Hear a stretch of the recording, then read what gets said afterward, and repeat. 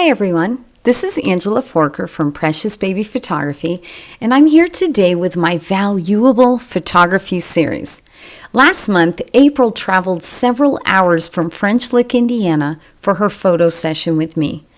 April tells about her life of abuse as a child, as well as her dad being in prison for much of her life, which resulted in a constant struggle with self-worth. Thankfully, her grandparents gave her a home which was a safe haven for her. They prayed for her and showed her that she was loved. Most of all, they helped her understand that faith in God was the answer to all of her problems. Her story is a journey of brokenness, sexual abuse, and depression, but in the end, she found faith and restoration.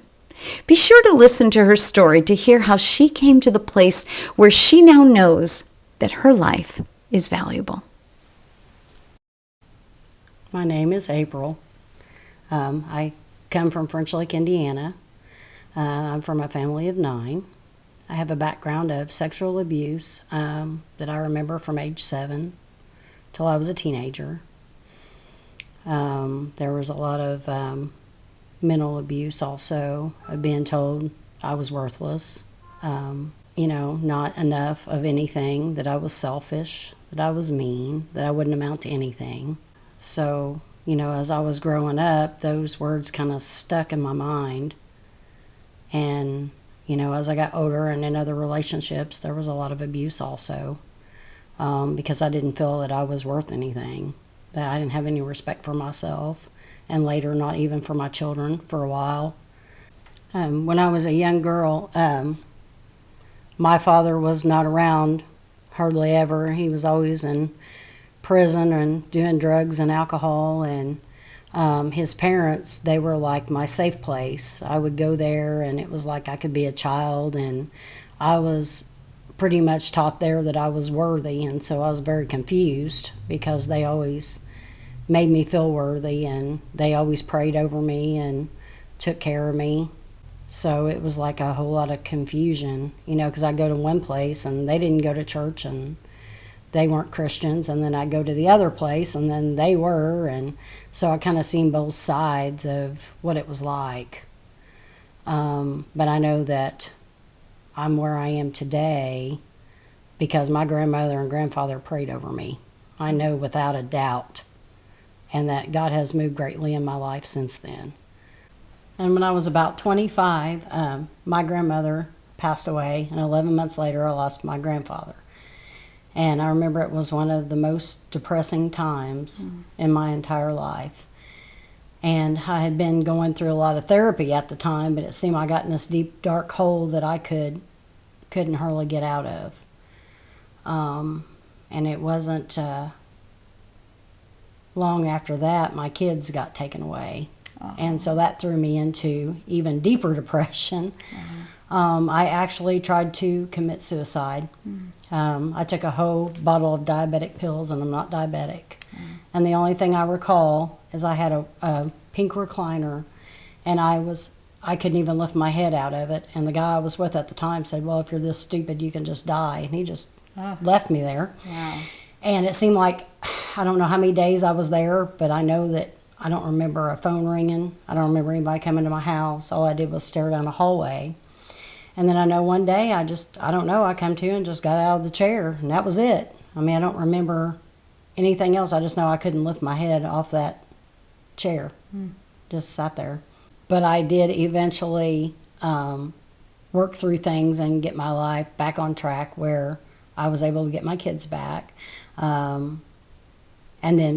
the one I had her the whole time. I didn't lose her, the youngest one. Except for like 6 months was all she was gone. And she stayed with me her whole life. Things started getting better when I actually I did pray now and then, but I started praying a lot more. That seemed to be when everything started kind of turning around and everything. And things just seemed to start coming together. Like, I know that I got to a point where I was on antidepressants every day, and I got to where I threw them in the trash, and I've never had to go back. Wow. I've never had to go back to those depression pills.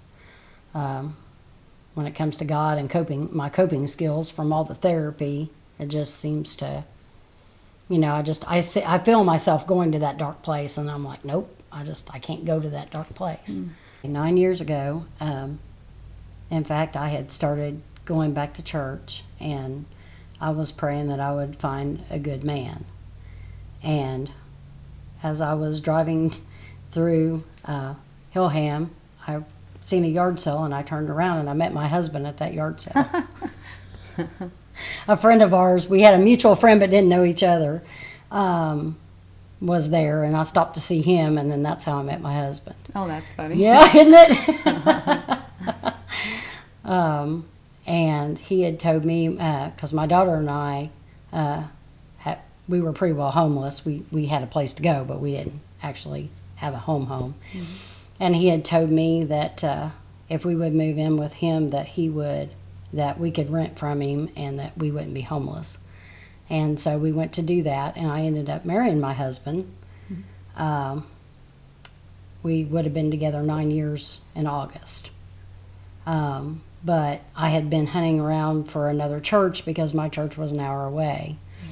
And I kept driving past this beautiful church all the time, and I thought, I don't know, God, if that's the one. But I kept going past it, and then one day I just decided to go in and met my new church family, and they've helped me a lot through my husband's death.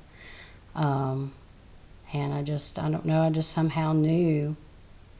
I just knew to turn to God, and that, I think, stems back to my grandparents' faith and them praying for me. I think, that He's been there all along, but I just didn't know it. I'm starting to feel a lot better about myself. I've been reading a lot in the Bible about how God sees us and how we don't always see ourselves as He sees us. Mm-hmm. I've even got times I just look in the mirror and I'm like, this is going to pass. This, whatever's going on right now, is not going to be here. Mm-hmm. At some point, it's all going to be over with, mm-hmm. And He's got you. And I remember I was, in fact, the other day, I was praying about a situation I'm going through now, and I just got warm head to toe, and He's got me head to toe no matter what happens. If I lose everything, I've got Him, and I can't, it won't matter what I lose, because as long as I've got God, it's just, He's going to make something good come out of it somewhere. That's right. So.